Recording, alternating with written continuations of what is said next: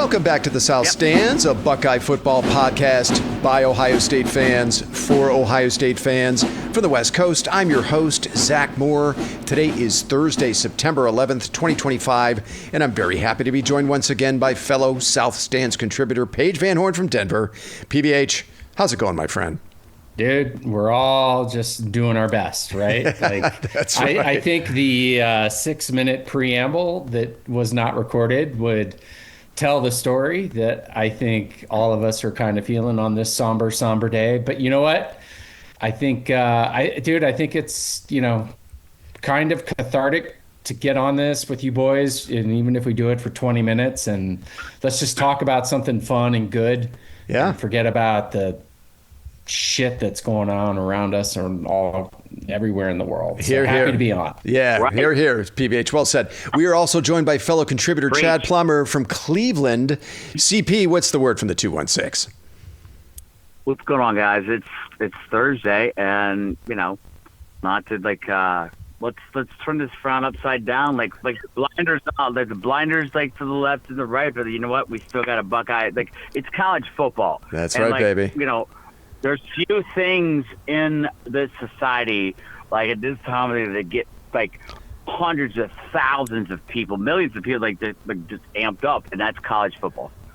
We are back with you this evening to preview number one Ohio State's next opponent, the Ohio University Bobcats of the Mid-American Conference. The Bobcats will invade the Horseshoe this coming Saturday night. The game is a 7 p.m. Eastern kick on Peacock. The line is Ohio State minus 29.5. The over-under is 49.5.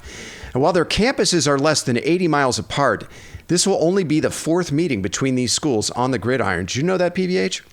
I did not know that. That seems a little low. That's right. And the series didn't begin until 1999. CP, did you know that? Yes, I did. Actually, did? Like, that's the one thing I probably know that you'll say. The Buckeyes are 3-0 all-time against the Bobcats. Yeah, that includes a 43-7 drubbing of the Bobcats back in 2010, which was the last time these teams met. Now, the Bobcats are the defending MAC champions, guys, and they come into this game at 1-1 and playing some pretty damn good football. In their season opener, Ohio raced a 14-point halftime deficit and played Rutgers all the way down to the wire in Piscataway before losing by just a field goal, 34-31. And last Saturday, the Bobcats were 17-10 winners over West Virginia in Athens. It's a pretty big win for them. And I said this on Saturday. I think Ohio is probably playing better than like half the Big Ten right now. So, guys, I want to start with the marquee matchup in this game, which is the Ohio State defense against star quarterback Parker Navarro and the Bobcat offense. Now, at 6 feet, 205 pounds, Navarro is the sun, moon, and the stars for the Bobcat offense. He comes into this game as both Ohio's leading passer and leading rusher. Through 2 games, Navarro has completed 69% of his passes for just under 500 yards, 4 touchdown passes, and 3 picks. Actually, he threw all 3 of those picks last week against West Virginia. He also has 27 carries for 180 yards, rushing at 6.7 yards per carry and 1 rushing touchdown. The Bobcats also have a pretty good receiver in junior Chase Hendricks. At the moment, Hendricks ranks in the top 10 nationally in both receptions and receiving yards. We'll see if that holds up over a 12-game season, but right now he's in the top 10 in both categories.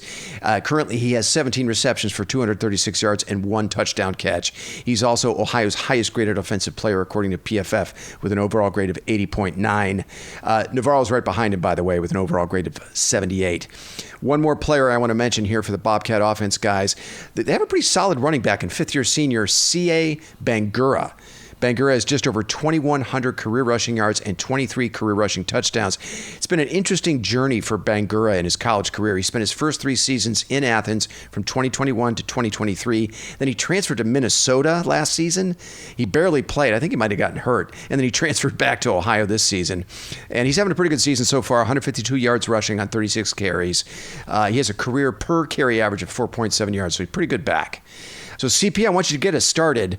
How do you see this matchup of the Bobcat offense against the Buckeye defense? I'm going to be looking for, the young guys to get in the game, like the Riley Pettijohns, the Kenyatta Jack, those guys, what the future's going to be, because, that's what we're going to see on Saturday night. Wow, okay, so you think we're looking at. You think they're going to be going to the bench early in this game, huh? I'm going to get the young defensive players on the field. Yeah, real early. Okay. Anything else? What else are you going to be looking for when Ohio State is on defense against the Ohio offense? More on defense. I feel like Patricia. The obvious the answer would be like, I'd love to see him put pressure on the quarterback, but Patricia, he knows, he's seen the film of this game. He's not going to show his hand now. I would like to see a couple blitz packages here and there, just to see what that looks like. But he's not going to full court press. You know what I mean? I just want him to see him. I would like to see it. Honestly, I'd love to see him hold him to a goose egg. I'd love to see that too. Okay, that'd be 2 in a row. That'd be pretty awesome. PVH, how about you? What are you going to be watching when the Buckeyes are on defense against the Bobcat offense? So I'm not going to beat around the bush and not answer the question just like Chad did, because sorry. But I do have a few thoughts. Have a few thoughts. Right? Let's hear them. If you go to Massillon and there's 10,000 kids at a high school game, that's an astonishing amount of people watching a high school game, and that really only happens in a few states. If you go to a high school game here in Colorado, there's about 400. That's the first thing. The second thing is it's a 5 p.m. start, and I'm I literally just can't wait. I can see Sloan's head just dip his head when I say this. I'm not going to be able to watch the game because I have to be somewhere at 3:45 on Saturday that I agreed to, and I'm 55 years old and I learn these lessons all the time. Check the goddamn football schedule before you commit to something that your wife / significant other or girlfriend says that you can do. And it's literally killing me, because now I'm not going to see this game until afterwards. And I was so excited for it not to be a noon kickoff. And I did not watch last week. And the reason why I did not watch last week is because, oh my God, do you hear this, D? I know. Dude, this is I'm in the confessional, right? So, but what I did do, which was funny, and again, not a noon start, but we're in Vegas at the pool by Fontainebleau. I was like, no, I'm not even going to, I'm not going to grind on this game. Not that you think to grind on it, but little funny story. I kind of got up off the chair. I walked in. I played a hand of blackjack. Oh, the Buckeye game's on. The blackjack tables around the pool, and I'm like, I want to watch a few plays. Comes back from commercial. I think it was the first play, where Sane or the second drive where he just hits Smith, who was 75 yards beyond the defender for the touchdown. And I'm like, yeah, I've seen enough, right? This is all you needed to know. The game. And then the fourth thing is I didn't even have the goddamn common sense to bet it. So I didn't even bet the Buckeyes. And so it was they covered. They covered. They did cover. And I didn't think they would cover. Only because I figured Ryan was just going to take the foot off the gas. I thought they might be more competitive. So what am I going to be looking for? Dude, I think it might be more of a competitive game than we give it credit for. Yeah, okay. Right? 27. So, but yeah, under the lights, the shoe, hallelujah. Hallelujah. So is there anything in particular, PVH, you're going to be looking for from the Ohio State defense against the offense? Anything stand out to you?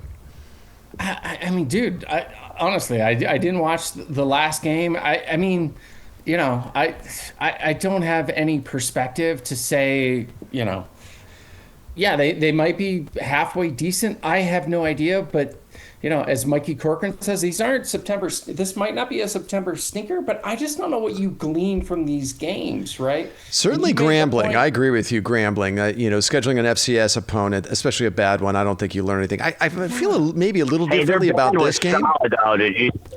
I actually think the Ohio offense is going to be a really good tune-up for Ohio State's next opponent, Washington. The Buckeyes play the Huskies in Seattle on September 27th. They have next week off. FYI, PVH, feel free to go ahead and make other plans. And like the Bobcats, the Huskies have a dangerous athletic dual-threat quarterback in Damon Williams Jr., an excellent running back in Jonah Coleman, and a dangerous receiver in Denzel Boston. Only that trio, I think, is much better. For this matchup, particularly, the defense, outside of Caden McDonald, who I think has looked like one of the best nose tackles in the country so far this season. The core defensive line has not been as disruptive so far this season as I had hoped. I mean, Caden Curry had a solid game last Saturday against Grambling State, but, it's Grambling State. Edric Houston, he's gotten off to a really rough start. He's clearly working through that injury from the first day of camp. Houston right now, by the way, is Ohio State's lowest graded defensive player according to PFF with an overall grade of 45.8. And through 2 games, he's not recorded a single quarterback pressure. Kenyatta Jackson, he got dinged up in the Texas game. He only has 2 pressures. Bo Atkinson only has 4 pressures. Now, it has been reported that defensive end Logan George, he's the Idaho State transfer who we have not seen play yet, is finally available, and he's going to make his season debut for the Buckeyes on Saturday. So that might help. I thought George looked really good in the spring game. Hopefully he can provide a lift in the pass rush against the Bobcats, because I think they're going to need it in this game. George, by the way, had 19 tackles for loss for Idaho State last season. So I think it's important the defensive line be impactful in the pass rush against Parker Navarro. They're going to have to also be very disciplined in their rush lanes, right? Because he's slippery, guys. He ran for over 1,000 yards last year and 18 rushing touchdowns. So he could be a problem for that defense if they can't really hem him in, keep him in the pocket. Now, it's also fair to say that Navarro has probably not seen anything remotely close to the size, speed, and athleticism that he's going to be facing on Saturday, in Sonny Styles and Arvell Reese, or Caleb Downs, the boogeyman. I love that nickname for Caleb Downs. Jake Butt calls him the boogeyman. I mean, Downs is a completely different animal than anything Navarro has probably ever seen in his career. And I'm guessing in the MAC, there probably aren't many defensive coordinators like Matt Patricia. You've already referenced it, CP. And we'll see if Patricia dials up anything. He could probably play it straight up. I bet he does dial up a few things to confuse Navarro. So I like the way the defense matches up really well on this side of the ball. All right, fellas, let's have a look quickly at the Ohio State offense against the Bobcat defense. Now, through 2 games, the Bobcats ranked 73rd nationally in total defense. They're 95th in defensive yards per play. They gave up 34 points in the opener to Rutgers, but 7 of that total came on a block punt return for a touchdown. And then last week, the Bobcats held West Virginia to 10 points and only 250 yards total offense. It was a pretty good defensive performance by them. Bobcats have a pair of good linebackers in Jack Freeze and Michael Molnar. Through 2 games, Freeze and Molnar lead them in tackles. Freeze also leads the Bobcat defense in PBUs with 3. Molnar leads them in sacks with 1.5. He's also their second highest graded defender, according to PFF, with an overall grade of 76.5. Now, where the Bobcats appear to be vulnerable, guys, is against the pass. Rutgers quarterback Ethan Kaliakmanis had a pretty good day against them 2 weeks ago. Kaliakmanis went 18 of 23 for 252 yards at 11 yards per attempt with 2 touchdowns. And their Rutgers receivers, Ian Strong and DT Sheffield, combined for 11 catches and 185 yards receiving in that game. That would seem to bode very well for Julian Sayin, Jeremiah Smith, and Carnell Tate in this matchup. CP, I'm going to kick this to you. What are you going to be focused on when Ohio State has the ball against the Bobcat defense? They're going to throw some plays. We'll get up, Jeremiah's probably going to have, a route that's sick. I mean, Julian Sayin, just, keeping that kid's, I can't say enough about that kid. But yeah, he's off to a great start. I just want to see, he is off to a great start. But, just everybody's on the same page, no penalties. Let's execute. Heartline calls a good game, go out, and then we get the young guys in. Let's see what they got. I like it, CP. A little play time.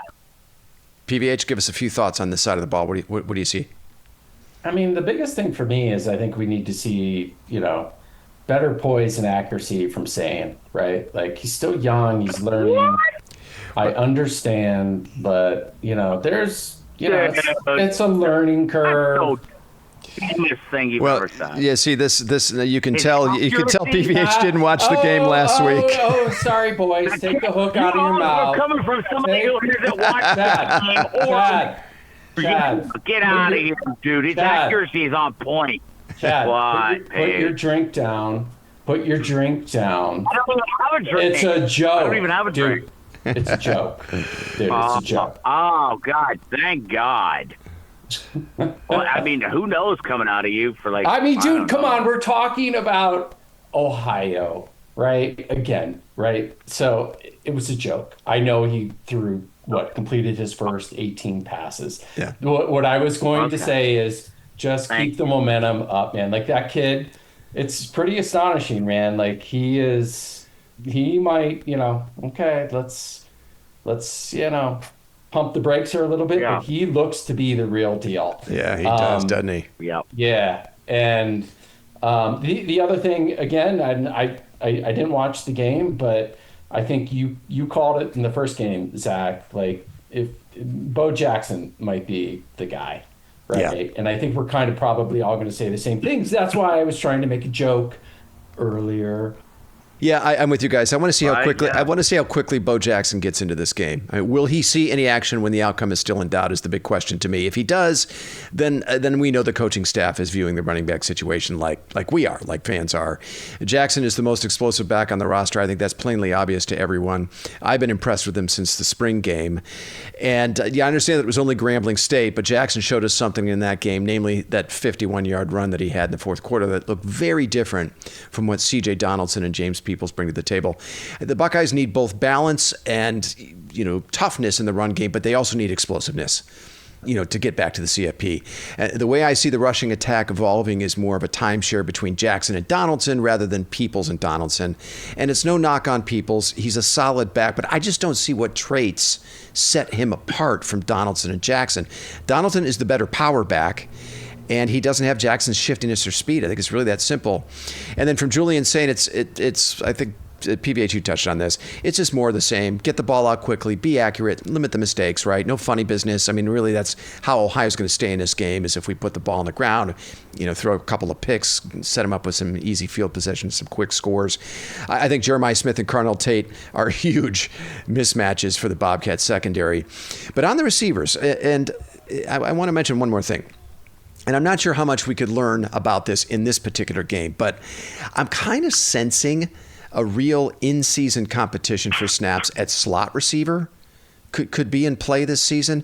And I know we're only 2 games in, but I just don't know that Brandon Inniss brings the same level of playmaking in that position that the offense has been able to count on for the last 4 seasons. Like I think it's established, right? It's established at this point that he's not Emeka Egbuka and he's not Jackson Smith and Jigba.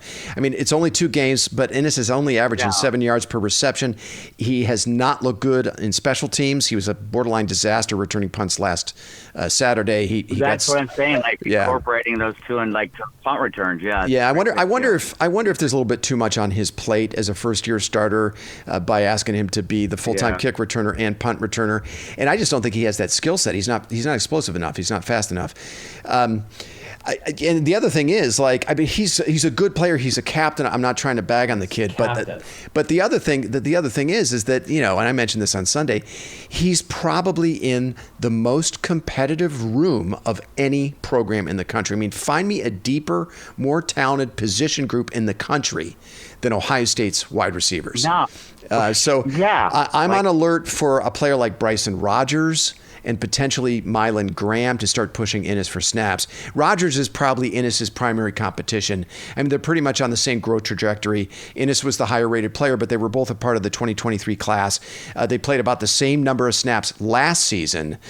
So I think if you're Brendan Inniss fan, you want to see a lot more out of him starting this Saturday against the Bobcats because there are some dudes I think that are ready to take his playing time, or at least a few snaps from him.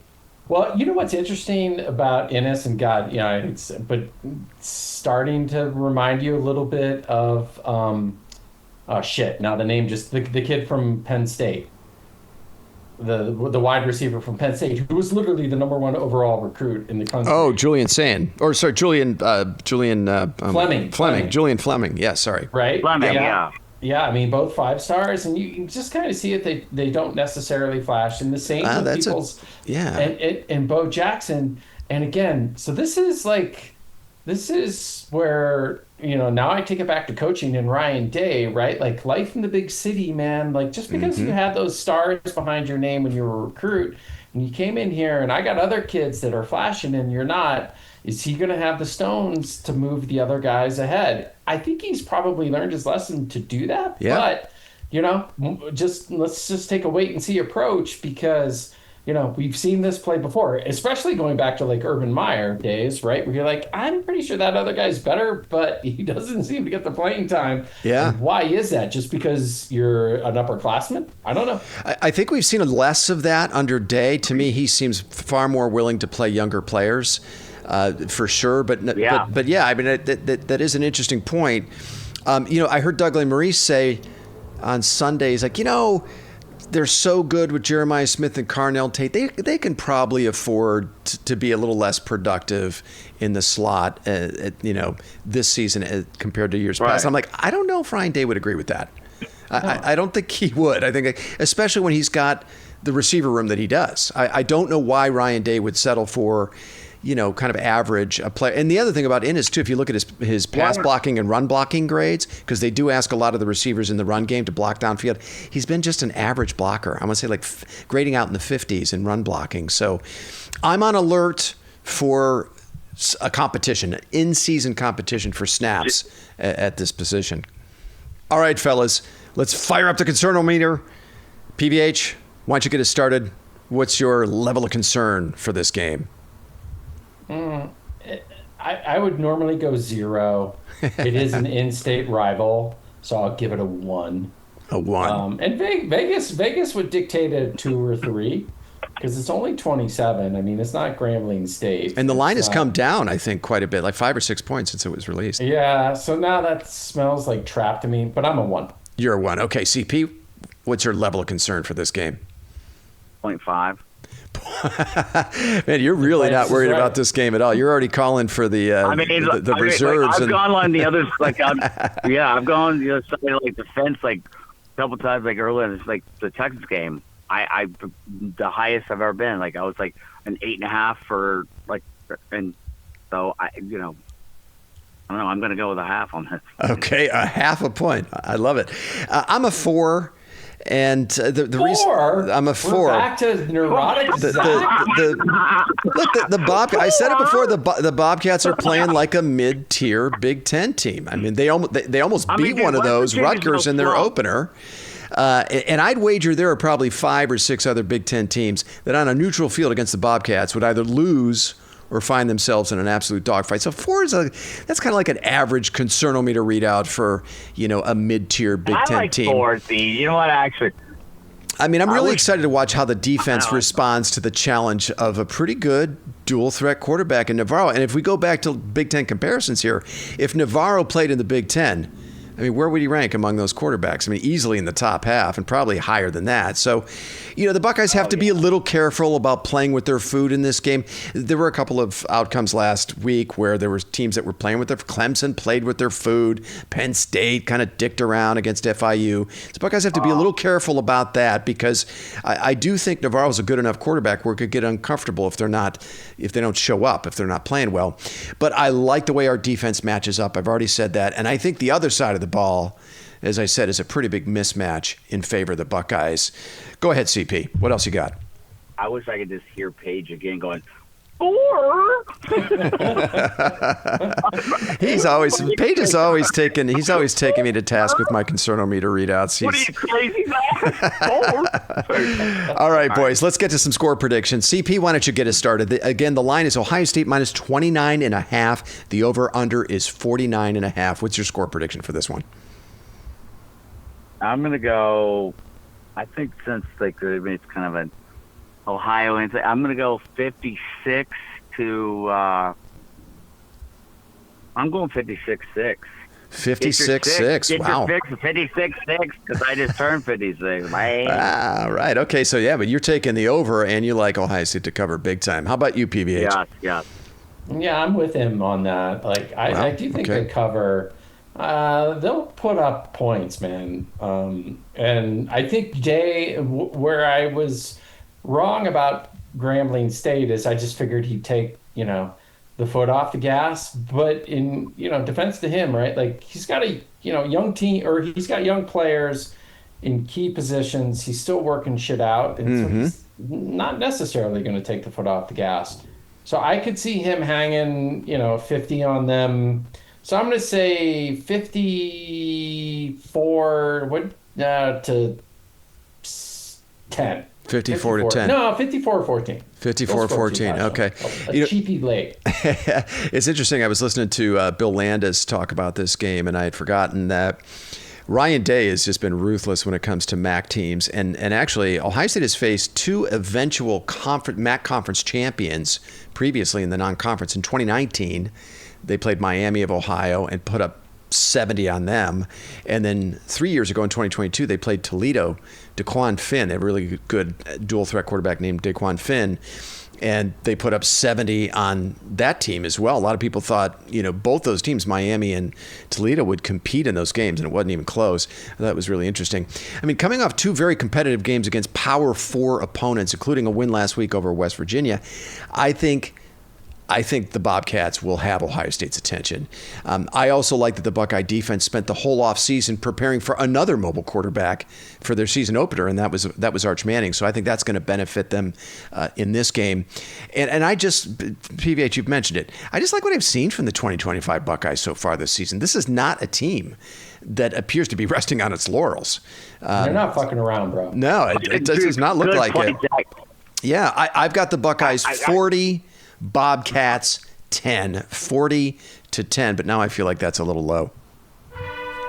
Okay, fellas, that was a nice effort. Why don't we end things there? For our listeners, look for a recap of the Buckeyes and Bobcats from yours truly on Sunday afternoon. Until then, thanks so much for listening, and go Bucks.